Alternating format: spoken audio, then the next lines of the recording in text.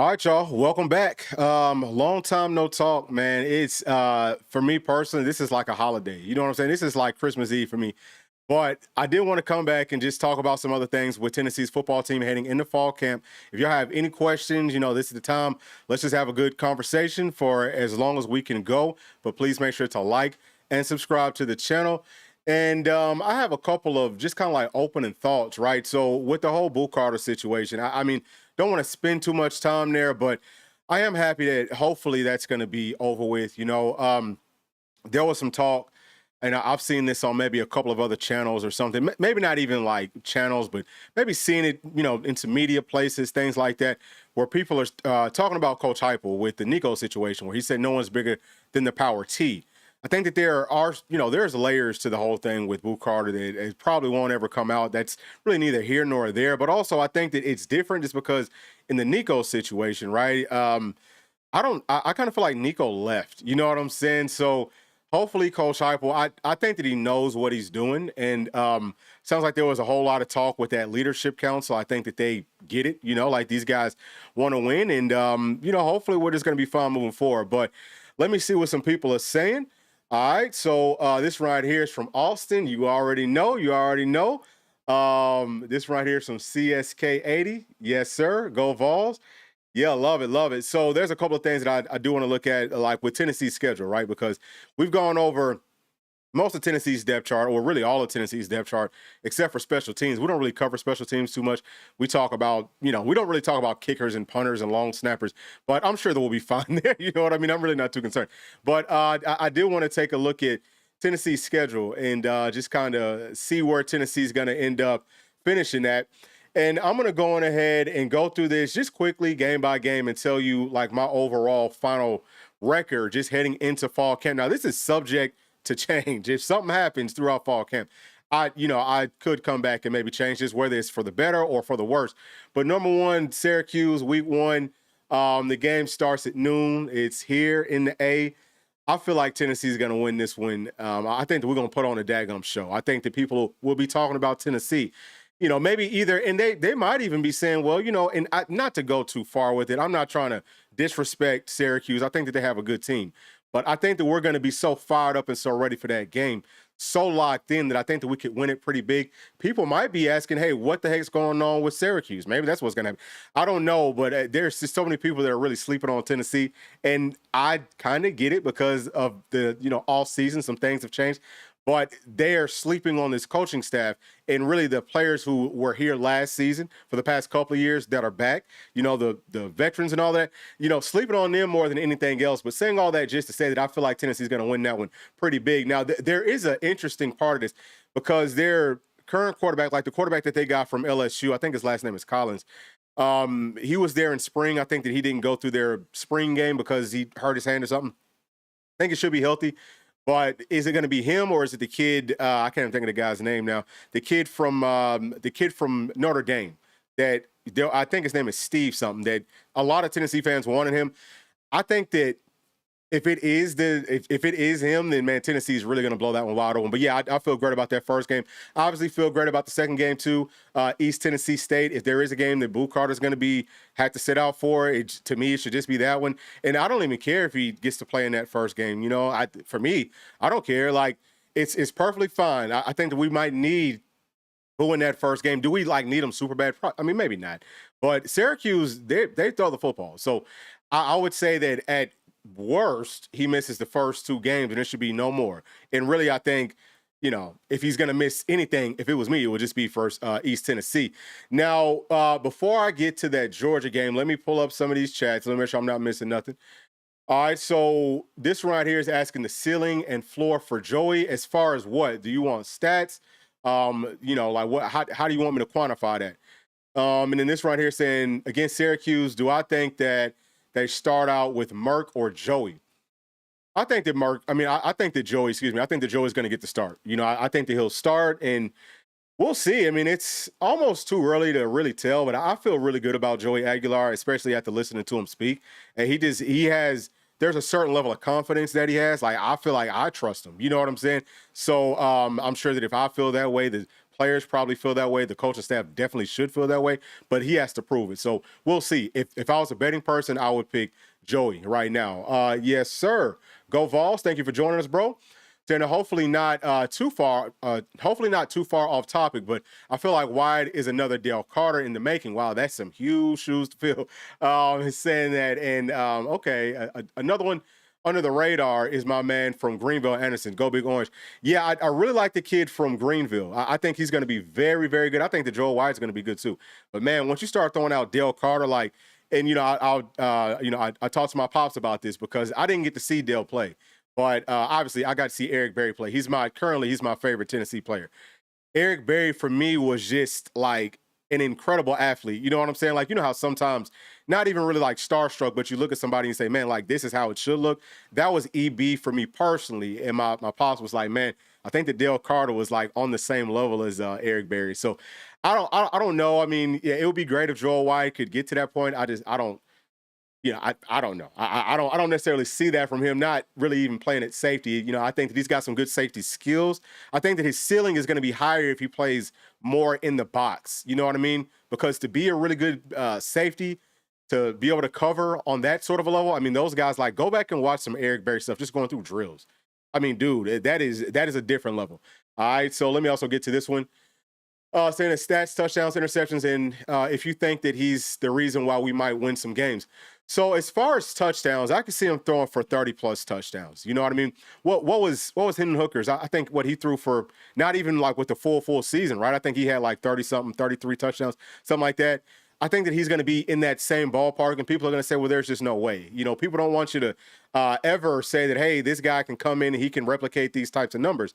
But the simple truth of it all is, with an offensive system that it's tough to get a beat on, I mean, with playmakers, with a guy that's not scared to throw the football up, I mean, you can put up, like, you can replicate some of those numbers. That's just how that goes. So I think 30+ touchdowns. As far as yards, I'm going to call it, 3,500 plus. Interceptions, I'm going to call it 8. And will he win us ball games? I don't know, man. I don't know if I can sit here and say that he's just going to be the sole reason that we win. Whenever I think of that, I think of like a Johnny Football. You know what I'm saying? Like, he was just doing everything. And I don't know necessarily that Joey Aguilar really has that same sort of skill set where he can win a game by himself. Not saying that he can, but I just don't. It's hard for my mind to see what that would look like. Because he stands inside of the pocket too much. He's not going to be super mobile. He can make some things happen. A little bit of magic, but more like a Pavia, and probably not even to that level as far as the running stuff and the magic type of stuff necessarily. But will he win us games? I don't know. I think that he can make some throws that can help us win games, if that makes sense. All right, so I'm going to get right back to this chat, y'all. I'm going to be right back to it, but let me try to finish up with some of this right here. So UGA. This is a huge one. You know, we always talk about it. We can't stand Georgia on this channel outside of my nephew. You know what I mean? So, tried to get him right, but he's still a big-time Georgia fan. So either way, that one is big. So this is a game that I think that the quarterback does need to play very, very well in. I said this more so last season based off the way the Tennessee scheme operated. But with some of the changes, it won't have to be as much. If you look at what Ole Miss did versus Georgia, even Mississippi State, were very similar offenses, right? But they used their offense better than Tennessee did. Tennessee was running like the base of this offense, running more slants, a little bit more pre-snap movement, things like that. I think that it takes some of the pressure off of the quarterback to have to use their legs and, all of that type of stuff. So I could see this being a game where Joey Aguilar plays well in, especially because he was very poised talking to the media today. And I mean, not to say that people should be scared talking to the media, but I mean, it could be kind of a big deal. I think that it just goes to show what his mindset is. You know what I'm saying? Like, he doesn't overthink things. He's just, hey, this just is what it is. I'm just being me. I think that he'll do that in this game, especially with it being home. I think that we're going to shock some people for these first 3 games. So I do have Tennessee up to this point, y'all, going 3-0. Now, let me know what y'all think about it real quick. I'm going to give y'all a chance to talk about it because I know that there's some people that would disagree with that. So I would love to hear what y'all have to say. Now, let me get to this one right here from Miss Terry's Bathwater. What's going on, man? Thank you for joining us. Okay, so Kentucky is going to suck. Yeah, I mean, they typically do, don't they? But based on where we get them, that could be a trap, but they'll be very bad. I think that you said that perfectly. I don't expect for them to be. I expect for them to get worse and worse every year. Have y'all seen that they're gonna? This has been speculated that they're gonna dedicate like 45% of their revenue sharing to their basketball team. That's insane. That's going to be one of the highest numbers. That's going to be the highest number in the SEC by far. So you're taking away so much funds from your football program. How are you going to field a team that can even, I mean, we almost might need to kick them out of the SEC because their football team is going to take several steps back. They will end up being the worst team in this conference. I would say give it about 2 years, y'all. Give it about 2 years, they will be the worst team. But I think that's an excellent point because every like 8 or 9 years, they give us a good, tough game, right? And it's typically when we go there. I think that we go there this season. So it could be one of those games, kind of like a trap game. Like you said, excellent point. We have to come in focused.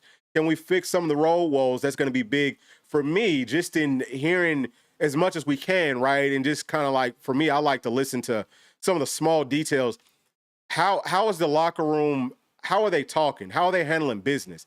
And we don't really hear anything negative unless it's, going to be coming out publicly anyway, right? Like they don't really tell us the negative stuff.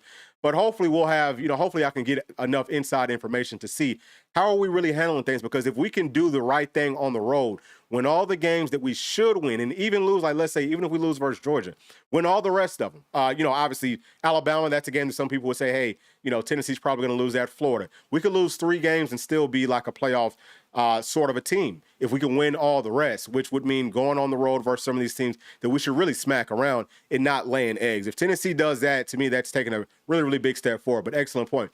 All right, so this right here is also saying that once those Syracuse tickets drop below 100, I'm grabbing a pair. Yeah, I think that if you're not from Georgia, if you're not from the A, it's a great time. Like early in football season, it's a great time. It's going to be hot, but the game is indoors. But it's going to be like a lot of activities. It's a great time. So I'm going to see. I might be able to get down there and do some pregame tailgating or something. I want to actually probably go to the game. So this one's from T-Mac saying that Joey's story is going to be great. It's going to be a great one. Yeah, hope so. That his parents fueled his dreams for football. And I think that this guy's going to be a star. Yeah, I love to hear that. So this right here is from Ethan Long saying that say Joey has good games against Syracuse and East Tennessee State, which is expected. Yep, for sure. How do you feel going into week 3 against Georgia at home? Yeah, so probably getting to that one kind of late, but y'all kind of know where I'm at with it. I think he's going to be fine. Now, Georgia, just don't throw the ball up into double and triple coverage. As long as he does that, just take what they give you. Do that all the way down the field. We'll find a way to punch it in. That's all you got to do. And Georgia's one of those teams, they play dirty. They will try to hurt some folks. You know what I mean? Like, especially if we're winning and it's getting more towards the end of the game. Go back and check Georgia's track record. This is what they do. They start trying to injure people. That's just how they play. So you're going to have to be tough. All right, that's really all I'm saying there. The whole team has to be tough. If there's ever a time where, hey, folks are getting a little bit too chippy and we need to stand up and actually fight on the field, and I'm not saying, hey, like, let's get into a brawl, but if we should ever be ready for that, it's versus Georgia, especially if we're smacking them around and singing Rocky Top. They ain't gonna like that too much. All right, this one's from Cali, saying that they were terrible last year and beat Ole Miss at home. Yeah, so that is true. That's very, very true. That's the thing about Lane Kiffin is that he'll lay some eggs, and he does that every year. Saying that the Georgia family, like my in-laws, they weren't ready when I took my wife to Neyland for a night game, and she showed up to the family function wearing orange and white. GBO, love that. Love that. So this one's from Austin saying that Gunnar Stockton's first road SEC start, it'll be our best shot at. Yeah, I think so too.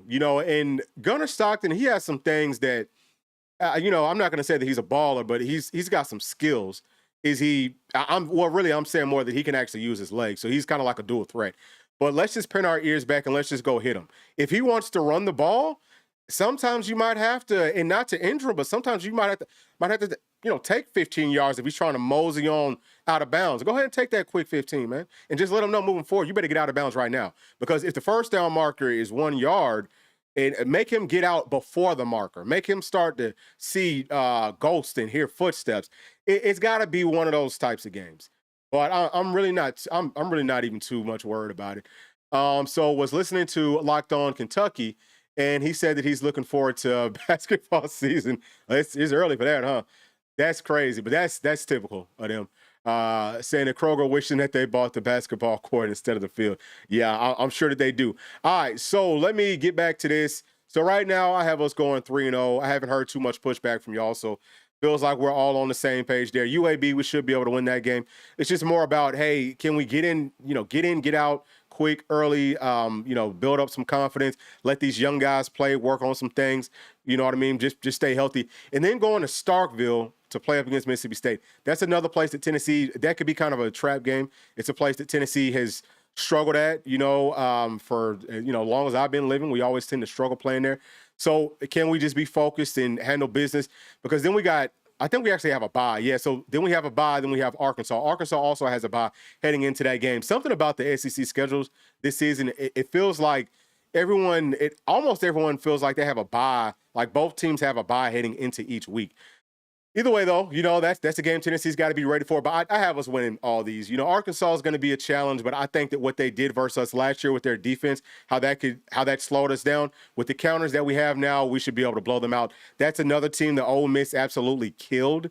I mean, absolutely freaking killed them with the same offensive system. They just ran it better than us. And then we got to go down to Tuscaloosa versus Bama. I think that if things were fair, Tennessee wins this game. But based off of what Alabama does up to this point, they're going to be cheating for them. So I'll call this a loss, okay? I can call this one and say, hey, they're going to cheat us out of a victory, just like they always do, and maybe we can overcome it, right? It's just going to be about, hey, can we overcome the referees cheating, the SEC cheating, and everybody else cheating? Okay, if we can do it, then we can win. And I think that's really all that it boils down to. There's not a lot that they do on the field from a scheme perspective. I think that our defense matches up very well with how they like to play offense. They've got some good players, especially wide receivers. We got a great secondary. They got some good offensive linemen, but they're not as deep as at tackle. We got plenty of pass rushers, but then we also got guys that play tackle on defense that are going to, I think, hurt their guards. You know what I mean? So there's just a lot of things from that standpoint. But then the way that their defense played us last season, I mean, we ran that same, basic scheme that we did last year. And we really should have beat them worse, honestly speaking. Now that we add some wrinkles, we might not even need those wrinkles in this game. So we can ball with them now. I just think that they're probably going to cheat us out of that game. So I've got us at this point only losing one game, and then we've got Kentucky at Kroger Field. I'm going to go ahead and pick us to win this because I kind of feel like that whole organization is basically done with football. I don't think that they too much even want to. Some of those guys probably don't even want to, they don't even want to be there. So I think that Tennessee does win this. I mean, they're going to play tough. All right, they'll play tough. They've done some things that gave Tennessee trouble previously. I just think that we're so much more talented than what they are. I think that our coaching staff is better than this. I'm really just not even worried about it. And they actually lost one of their best line coaches. I think he went to Louisville or something like that. I mean, I think that we're going to win now. So then we have Oklahoma, man, hosting them. That one's going to be tough. I think Oklahoma's actually going to be pretty good. Tennessee's got to really, several things. I think that their front on defense is going to be good. Offensive line's got to be ready. It'll be much better this season than it was at that time last year. That's about the only thing that I'm too much, that I'm pretty much worried about with their defense, honestly speaking. And then they've got a quarterback and they've got an offensive system that I think looks good. You know what I'm saying? Like I've watched it. I think we'll have some answers for it. It's going to be kind of similar to like Tennessee's. Once you figure out how to stop it, it doesn't do too much. It's just getting to that point. If you can't even figure out how to really slow it down, they can put up a whole lot of points really, really quickly. So you have to watch out for that part of it. But I think that Tennessee's going to be fine there. I mean, listen, Heupel, he's going to be fired up for it. So I have us winning that one too. And let me get to some more of these chats real quick. So this one's from my dog D saying that this is the best year to beat UGA, 100%. This one's from Cali saying that Mississippi State and their damn Cowbells. Yeah, so I've never been to Starkville, but I bet that gets on y'all's nerves. Actually, Buford does that. Buford does the cowbell thing. So being on the opposite side of that might get on my nerves too. And saying that we can't beat Georgia, unfortunately, it's been almost a decade. Hey, man, excuse me, you know what? Tennessee went almost a decade beating Georgia, and they probably said they would never be able to beat Tennessee, and they finally did it. It took them in that 10th season because Tennessee beat them 9 years in a row. They beat us 8. We can't let them tie that record. I'm not going to say that we can't beat them at all. I mean, we've just gotten closer and closer. If y'all watched that game last season, man, we came out in that first half and we just looked great. It was in the second half, you know what I'm saying, where we couldn't figure, really not even all the way in the second half. It was like the first, like maybe halfway through the second quarter, they started to figure out how to slow us down.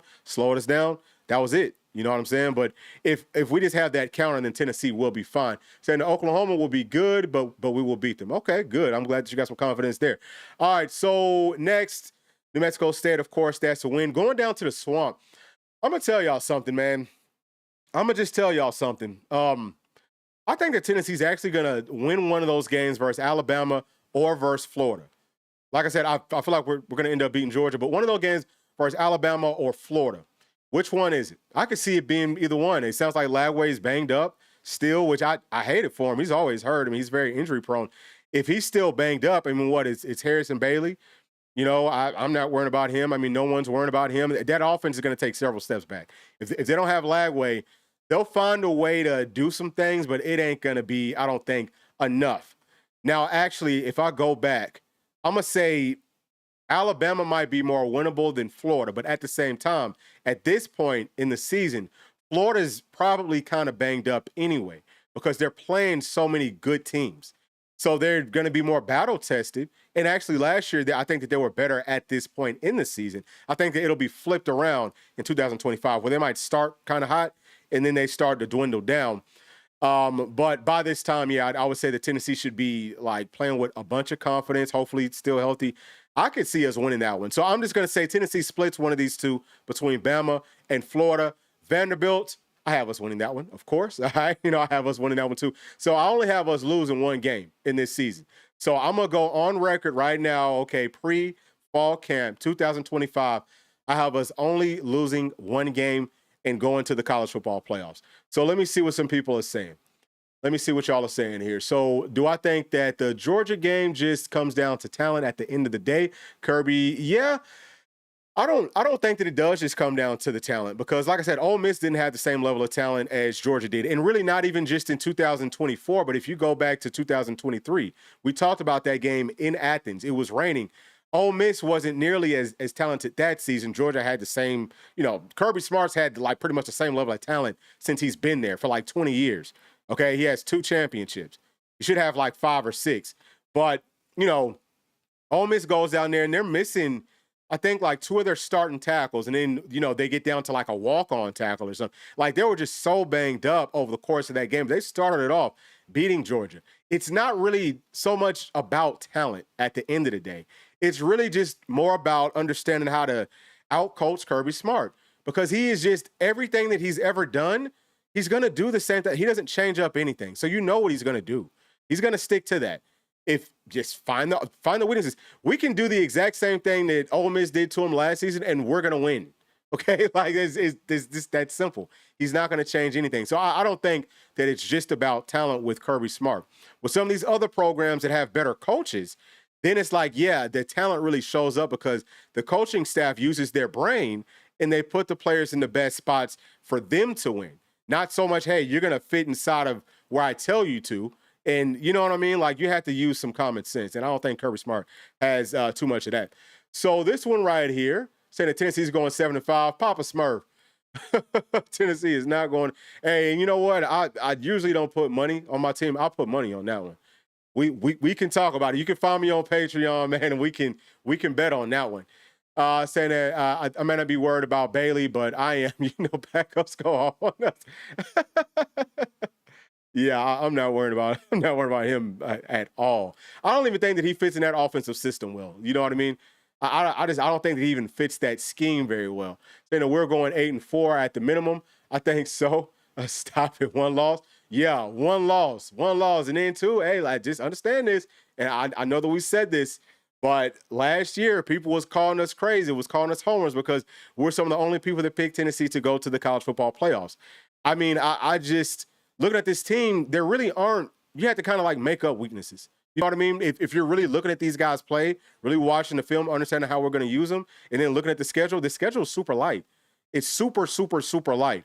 So, yeah, I would love to know, what 5 games are we going to lose? Can you break that down for me? Like, what 5 games is Tennessee going to lose? All right, saying that y'all are haters. This team is great. Just young, yep, and we have a great staff and a great head coach. Love it, love it. All right, so I like this one. 10-2, max. I could see it. I'll be fine with that. Saying I'm all here for it. 11-1, 12-1 after the SEC championship game. Hey, look, actually, I have Tennessee playing Texas in the SEC championship. Book it right now. Tennessee versus Texas in the SEC championship. All right, I think that we'll go 11-2. That we will win one of the Georgia, Bama, or Florida. I think that it comes down to, can we take care of business against the teams that we should beat? Oklahoma is a good game, but at home helps us a lot. Yeah, that's going to help us out tremendously. And that's the thing, is that, you know, we really only have what should be two real tough road games this entire year. If we can just win the ones that we're supposed to win, we'll be fine. All right, so let's talk about something a little bit different, y'all. Let's go ahead and take a look at some of these odds. All right, let's take a look at some of these odds. Let me make sure that everything's good. All right, boom. So odds to win the national championship, Texas has the best odds. All right, y'all can see that. But let's look at some Tennessee stuff. So our chances to win the national championship, they're basically saying, what is that? 1.64%. 1.64%. Man, I wonder, so plus 6,000. Somebody calculate that. If we put maybe $200 on that, how much money would we win? Somebody please let me know. Would that be 12? How much is that? Would that be 120,000? I don't know how the betting stuff works. And so Vols to win the SEC championship. So we've got 3.85%. I feel good about that, because I actually think that Tennessee matches up well versus Texas too. If it plays out the way that I think, I feel like we match up very well versus Texas. But Arch Manning, he's going to be very good. People are sleeping on him, which sounds crazy, because there's some people that's high on him, but then there's other people that's not even sleeping on him. They're just hating on him. They're like, oh, he's not going to be good just because they don't want him to be good, but he's going to be very good. So I think that if he started for Texas last season, that they probably would have won the national championship. All right, so what else do we have on here? Okay, so Vols, just to make it to the national championship, we got a 10% chance there. Vols to make the college football playoffs, only a 25% chance there. That's crazy to me. All right, so Tennessee versus Syracuse. What are the odds right here? So the spread right now is us favored by 12.5. I actually like that. You know, I think that Tennessee could probably cover that spread. And money line is, what is that, minus 395, over under 110. So a pretty high scoring game. I think that if it's going to be that high scoring, I mean, man, what do y'all think that this defense is just some slouch, man? This defense is, I mean, if we score that many points, it means that Tennessee, put up 80 points or something? That's crazy. Syracuse is not going to score more than 20 points on Tennessee. All right, that's not even going to happen. And hopefully, I'm sorry. It's actually 55.5. All right, and the odds is at negative 110. Okay, those numbers make way more sense. All right, so let's see what else they got in here. This is just our schedule. Okay, so this is some more of the money line. So they have us right now as a 7.5 point dog versus Georgia at home. I would take that money. I would take that bet for sure. They have us as a 12.5 point dog versus Bama on the road. That's crazy. And a 4.5 point dog versus Florida on the road. All right, so that's how things look. Let me get to some more of these. And actually, I'm gonna switch y'all back over. But let me get to some more of these. All right, so someone has to go 7-5 out of Auburn, Oklahoma, Tennessee, Texas A&M, every one of those teams. Okay, you're not telling me anything. I need to know, what teams is Tennessee going to lose to? You're just saying, oh, well, someone has to go 7-5, so that's your logic? That's not very much logic. You need to tell me the 5 teams that Tennessee's losing to. And try to make it make some sense. Try to make it make some sense. Saying that I'm pre-hating Texas before we play them. All right, so what have you seen from Arch that makes you so confident that he's going to be great? So actually, on our other channel that's called Sports Legends, we actually did like a whole video breaking down his film. Okay, so there was a whole game that we looked at. It might have been versus Mississippi State. It was versus somebody. So who was it? Might have been Mississippi State. But his technique, like his fundamentals, is just like all the rest of the Mannings. It's perfect. It's absolutely perfect. He's 6'4". I think last year he was 220. He was clocked at 23 miles per hour. As a point of reference, Dante Thornton was clocked at 23 miles per hour. So he's just a tremendous athlete. He reads the field very well. He's tough. He's rugged. He'll stand inside of the pocket. His throwing motion, again, like everything that you could look at with the quarterback and say, hey, this is the prototype stuff. Everything that he does is prototype. Footwork, beautiful. The way that he scans the field is great. You can tell that pre-snap, he understands what the heck is going on. Arm strength is there. Touch is there. Was he perfect? No. But from a just talent standpoint, from a, you know that he's a Manning and you see it on film that he understands football, he's not going to have any like stupid issues. You know what I'm saying? He's going to be locked in, going to be focused. You know that Arch has that. So from what we've seen on the field and also understanding what his pedigree is, I would say that he's got to be, you know, for me, he's my bet to be the #1 overall pick in this upcoming draft. I think he's going to have a tremendous season with a very, very talented team. I think that Texas's offensive line, they has some question marks there, but the skill players are definitely there. You know, I think that they made some upgrades to their tight end room. I don't necessarily love Sark's play calling, honestly. Well, I don't love some of the play like styles. I don't like the spinning around in 5 circles and then trying to throw the ball on a screen. I don't like some of the stupid stuff. If Sark helps him out and cuts down on some of the dumb stuff that he likes to do, Arch is going to put up phenomenal numbers. But yeah, I mean, that's it. I mean, if you want like a more in-depth breakdown, then go and check us out on Sports Legends, and you can see that whole video. So this right here is saying, get this Papa Smurf. We have the easiest schedule of all of those teams. That's a fact. That's a fact. Saying so he's better than what? What? Where are you getting that from? Are you talking about Arch Manning? I don't know if you came in here just to troll or what, but what the hell? He's better than Tim Tebow. I mean, I would say as an NFL quarterback, yeah, he's a much better prospect from that standpoint, like for sure. But I can name a lot of quarterbacks that's a much better NFL prospect than Tim Tebow was. So, are you a Florida fan? Maybe that's what it. Maybe this is a Florida fan coming in here hating on us. All right, let me get to some more things, man. So we can go through this part of it real quick and see where Tennessee kind of, you know, we could talk about these rooms some more. Of course, if y'all have some questions, please feel free to, you know, chime in and, you know, just add on to the conversation. But right now, man, Tennessee Star Room. So Boo will be back. And, you know, again, we don't know exactly what game he's coming back in, but we've got so many players just in our secondary that we feel great with, at least I feel great about, that, you know, I'm really not too much worried about the secondary from top to bottom. Maybe like outside of safety. And let me see, the first thing you said about Arch is he's a good runner. So how do you automatically go straight to Tim Tebow from that? How many other quarterbacks were good runners? I guess I can't follow some of the logic with that, but anyway, let me keep on going. All right, let's keep on going. So safeties, this is where I do have some concerns at.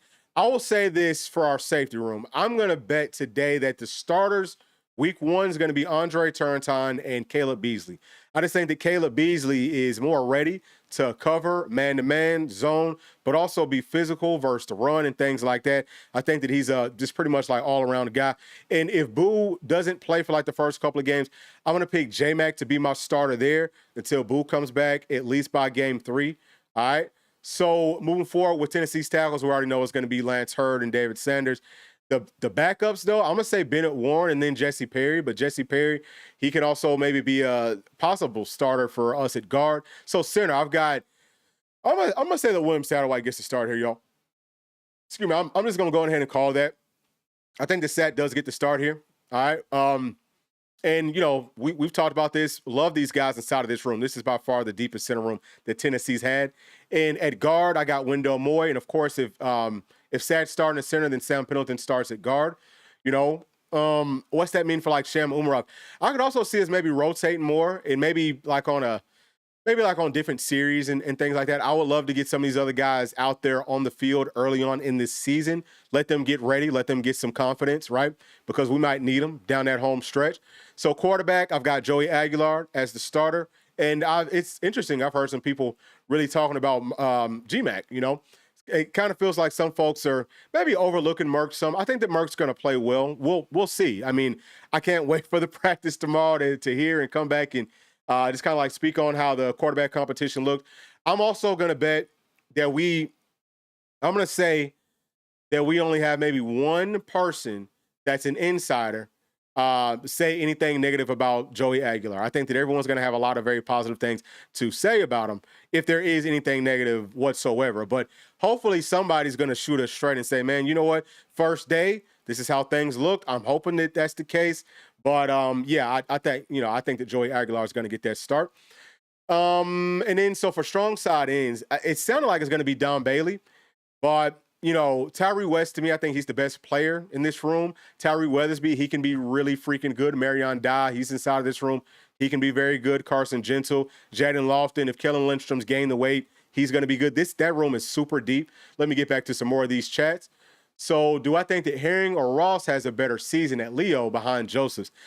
I don't know. You know what? We'll save that because we're about to get to Leo's here in just a second. I've been waiting for Weathersby to break out since he got here. Yeah, so his first season, he had a hip deal, so he had surgery. Came back his second year, which was last season, coming off of the hip surgery. I think he was a step, maybe kind of like slower than what he should be. This year, he should be more acclimated, so we can probably expect a pretty big jump. At least that's what I'm hoping. Saying the Hypo finally talked about center today. Didn't say much, but he talked about it. Yep. Saying that G-Mac is a Tennessee homer, and it's hard not to love him. Okay, Joey has a great story, and that Jake is loyal, but he's not as charismatic as the others. I think that's a perfect way to say it. Yeah, I think that's a perfect way to maybe break that whole thing down. That could be the whole thing in a nutshell. I don't even care really. It's just all about who's going to give us the best chance to daggone win. That's all I care about. All right, so this is tackles. We already know probably Bryson Eason, Jackson Moy. That will be our two starters. David Hobbs, who's going to be next to him. If Nathan Robinson's healthy, then it's going to be him. And then, we'll see about the rest of these guys. I think that we've got some talent, but, can it be as good as it was for the past couple of seasons just with that depth? Feel like maybe. You know what I'm saying? I think pass rush definitely takes that step forward. Really looking forward to that room. And then this is tight ends. You know what? I wonder what happened to that Leo room. You know what? We might have skipped it. But anyway, tight ends, Miles Kissam, I think he's going to be starting week 1. Ethan Davis, all these guys, talented room. All right, here we go, Leos. So Joshua Josephs gets to start. Who do I think is going to have a better year, Caleb Herring or Jordan Ross? This is the thing, is that Caleb Herring's probably going to get more snaps. But I just think that Jordan Ross is more talented. That's just me. Now, Caleb Herring, he's really, really, really good. He came up at 205, y'all, 210, something like that. Wasn't very big as a freshman. Gained a whole bunch of weight. And, last season, his sophomore year, he got up to 250, 255 or something. Had to cut some weight. I think he was a little bit puffy, but he was really strong. Very, very, stopping the run. I think all these guys, the run stopping with this Leo room is going to be excellent. Not even worrying about it. But with the pass rush, if Caleb Herring, he's down now to 245. If the speed shows on the field, he's going to be a major problem. I think that his pass rush skills are really, really good. So just based off of the sheer numbers, I got to say that Caleb Herring is probably going to have better, just better numbers from that standpoint. But maybe the guy that might look like dude every time he's in there, he's maybe, he's making something happen. I think that could be Jordan Ross, because in that orange and white game, which I didn't even know that he was banged up in, dog, he looked great. I mean, he looked great. He looked really, really good. So I think that this room's going to be fine as far as all those things go. All right, and then wide receivers, I still got Brazel, Matthews, and Staley as my starters. Coming off of the bench, though, I got Travis Smith as probably number 1. And then Jefferson, he's going to get some pretty good burn because he can play in that slot. Boo, I think he's still playing offense. I know that Coach Hyper was asked about that. I think he'll probably still get that opportunity just because it's not that many players here, but I think that all these guys can do some good things. Boo's going to be a major problem on offense, too. Probably won't get that many touches, but he's going to be a major, major problem. I think he's, as good as he is on defense, I think he's probably better on offense. Jefferson, I can see him doing some good things. Like I said, for me, he looks a lot like Golden Tate, where you could use him as that gadget piece where he can just do different things. But I love Ra Jackson, his size, and he's just a freak athlete. I know that some folks are, even I just said it, that I think Travis Smith would probably be starting over Ra Jackson, but I think that we'll be able to rotate. Hopefully we can rotate more because we have so much talent. And then Dotson is really good.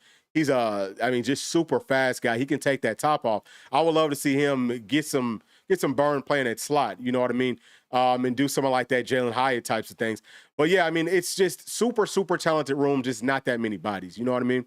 So that's how I see that one playing out. Running back, I think that to start the season off, it's probably going to be Bishop. I think that he'll be the guy that goes out there first. But I think, by series maybe 2 or 3, Peyton Lewis comes in. And then I think that we'll see some start time. We need to keep these guys fresh. I want to see a good mix of Morris and Justin Baker. Okay, that's going to be a very interesting battle for me personally, just because, over the course of fall camp, I want to know who's going to be the most consistent guy. You know what I'm saying? Like who's really going to show, hey, I should be out here first. This is a battle that really those top 3, they're maybe like a little bit of a separate battle, and then those bottom 2, a little bit of a separate battle. So should be a whole lot of fun, and this room's going to be great. I think this is the deepest room that Tennessee's had since Coach Heupel's been here, and it's probably not even close. Linebacker depth chart. So obviously AC, JT, for me, those are the starters. I got AC playing at Will, JT playing at Mike, you know what I mean? So Will's more like your space guy. Mike's more of like your run stopper, plug up gaps, things like that. Edwin Spillman, I have him as the backup. Mike, I've got Jordan Burns as the backup. Will, all 4 of those guys should see plenty of time. I think that whenever Tennessee goes to that like Rabbits package on like 3rd and long, right? 3rd and long Rabbits package where we have 2 Leos out there. We've got a strong side end who's an edge rusher. Bump them inside with a D tackle. Okay, pass rush, speed. I think that you play 2 Wills at backer too. So you have Arion Carter with Jordan Burns, guys that, and something else too, Edwin Spillman, Coach Banks talked about this. He said all those linebackers are just crazy about pass rushing.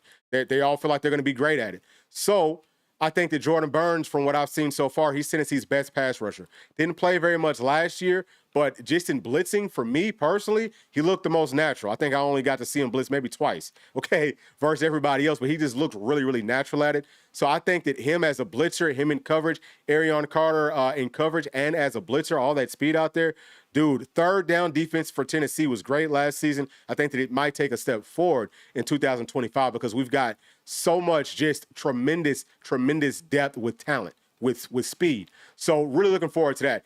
But, then we also have Ben Bolton, who I think could probably play some just based off of his size. I think he could play Mike or Will. And then both of the Jadens, I can't wait to hear about them. This is going to be their first chance to really get out there and do something. I don't think that they're going to be going like live. They'll probably do some contact stuff on dummies, maybe a little bit with their teammates. But once the real hitting starts, watch out for both of those guys. Let's see, can they get up to about 220, 225 and see the field for us? Because they can do the same thing that we just talked about with Arion Carter and Jordan Burns, where you trust them playing man-to-man coverage and also blitzing. So we're way more like our pass coverage with this room is going to just get tremendously better. And then Brendan Ains, I think that he could maybe see the field some, but I think that he's much more of like a Mike backer for the Mikes. You might need to be a little bit more sturdy. So at 223, if he's up at about 230, I would say that he can also get thrown out there. So very talented, very, very, very deep room. And let's go on to the next one. So cornerbacks, love this room. I think this is one of the best rooms in the whole doggone country. I think that our cornerback tandem is going to go down as one of the all-time greats in Tennessee history once we get back everyone healthy. But J-Mac, love him. I think that Colton Hood gets to start in maybe like the first few games. And I think that J-Mac probably will get to start at star like we talked about earlier. But love Marcus. I think that, corner, star, maybe even safety. And then I love both of those freshmen. I mean, they're going to be a lot better than what some people think. So let's see. What else we got? Okay, so looks like that is about it, y'all, with all of those things. So let me come back. Let me come back to this one and let me try to get into this chat. Looks like we got one. Okay, so saying that he played up against Dotson at Collierville before he transferred to Baylor. Great guy and was fun to play with, and he made a big play in every game. Yeah, I can most definitely see it. You can tell that he's very, very talented. And I think that he got bumped up to a 4-star, which is exactly where he should be. And, we'll see. Just for me, the biggest thing is, can we stay healthy? Are these young guys up to the task of really getting physical once that time comes? Can they bang with the veterans? Because if you want to start, or if you really want to see the field, you got to be able to bang with the guys that are redshirt seniors and so on and so forth. If they can do that, if they don't back away, if they're not shying away from some of these bigger situations, I think that Tennessee will be fine. If y'all have any other questions, then we can definitely get to that. And, if not, then, we'll wrap this thing on up and I might try to go to sleep early just because it's going to be hard for me to go to sleep anyway. I can't wait. So saying that, funny how corner is probably our best position, even though the blue chip ratio is so low, just shows you it's not always about your high school rankings. Yeah, so that is definitely true. And actually, let's pull this back up just so that we can actually kind of talk about that. So if you're looking at it, we've got Ricky Gibson, who he's a 4-star. He's a blue chip guy. And then the only other blue chip player here was a blue chip. He was a blue chip transfer portal player. So coming out of high school, he was actually a wide receiver. But coming out of the portal, he was blue chip. So there is something to be said about it. I think the corner is one of the spots that you do need to find players that are talented. Just because they don't have that rating doesn't mean that they're not talented. But our staff does a great job with that. But I think that all these guys are really, really, really good. It's not just those top two. Colton Hood, he was a 4-star coming out of high school, but in the portal, he was a 3-star guy. You know what I mean? Tyler Redmond, he should have been at least a 4-star. I have no idea. That was just dumb. That was real stupid because his team won back-to-back state championships in the state of Georgia, and I mean he was one of the key pieces to it. You know what I'm saying? He just made play after play after play. So, yeah, I mean, obviously some of the players are going to be underrated. I think that it's so much politics. They want guys to go to, these camps and all that type of stuff. So, yeah, you have to take it with a grain of salt. So I think that that's a really, really good point as well. But, yeah, if you don't have any other thoughts, man, then that's pretty much it for me. I just wanted to come in here, was thinking that people might have some more thoughts on it. But if not, then y'all can go join us on Patreon. Maybe we could talk some more there. Patreon.com/Bluechip Breakdown. That's a great way for y'all you can message me. You can message me. You can message P there. We have group chats and all of that. There's a whole lot of just free content. And we'll be doing some live streams kind of similar to this moving forward, just for our Patreon members and also for our members on this channel. So hopefully everyone can join us in either one of those spots. But if not, then we'll be talking to y'all later on. Let me see. This right here is from Trent Boyd. We can get to this real quick. Saying that if I had to put money on it out of Hyder, Keys, and Moa, if I had to put money on just one, I would say Hyder. If I had to, if they said, hey, you can only pick one, it would be Hyder. But honestly speaking, and this is going to sound crazy, I think Tennessee's in a really good spot for all three of those guys. I really sincerely do. It sounds like the Keys thing is really taking a step forward. And then Moa, I just feel like with some of the smoke here, he could have very easily just picked Utah if he was going to be picking Utah. Not to say that he 100% will be picking Tennessee, but it's just like, if he was going to be picking Utah, why hasn't he already done that? I think that it is indeed Tennessee. So, man, that would be huge because with 24/7 Sports, that would be 3 more 5-stars in this class. So I know that people love to, count those stars and all that. For me, it's just about how do these players look on the film and do they fit our scheme? So this one is from Trent also saying, who would I say? Okay, yeah. All right, so I just answered that one. But that's going to do it, y'all. Please make sure to like and subscribe to the channel. And we'll be talking to y'all either later on.